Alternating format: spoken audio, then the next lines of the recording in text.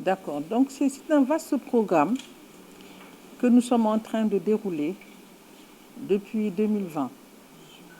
Parce que nous avions fait le constat, lors de la remise des 2 premiers rapports au chef de l'État, qu'une des recommandations fortes, en tout cas que nous avions formulées, c'était d'aller plus en avant dans les secteurs.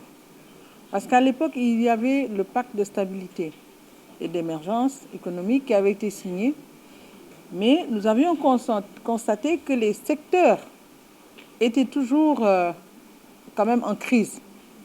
Et nous avions eu à intervenir dans le secteur des industries alimentaires, dans de grosses entreprises qui sont de la place, je me garderai de citer, mais nous avions fait des constats. C'est ainsi que nous avons dit, nous allons ouvrir ce chantier et nous avons trouvé un partenaire stratégique pour ce faire, notamment l'ONFP, ici représenté. Le directeur général, empêché, a bien voulu déléguer un représentant à ces travaux. C'était important pour nous, d'autant que nous avions ciblé des secteurs clés, des secteurs qui aujourd'hui interpellent le gouvernement, les employeurs et les travailleurs. Surtout dans un contexte, nous l'avons dit, de renchérissement du coût de la vie. Aujourd'hui, il se passe des discussions importantes dans le cadre de cette concertation que le chef de l'État a lancée et la lutte contre la vie chère. Et vous comprendrez que les industries alimentaires occupent une place extrêmement importante dans ces concertations. Parce que le Sénégalais consomme pas vraiment local. Et aujourd'hui, un des objectifs également, c'est d'aller vers le consommer local. Donc, nous pensons que cet atelier a un double intérêt.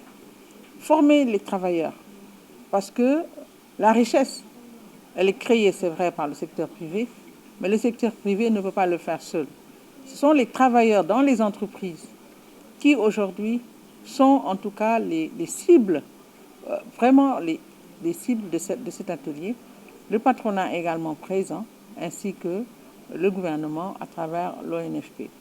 Donc, nous, notre objectif, c'est le dialogue social dans le secteur public, dans le secteur parapublic et même dans le secteur informel. Au moment où je vous parle, il se tient au ministère de la fonction publique une importante réunion pour le suivi des négociations avec les travailleurs du secteur primaire. C'est l'agriculture, c'est la pêche et également l'élevage. Donc aujourd'hui, c'est ce qui explique qu'un de nos experts me représente à ces importants travaux. Et je pense qu'avec la volonté des mandants tripartites, comme nous le disons, nous pouvons y arriver à avoir une convention collective vraiment adaptée au contexte actuel.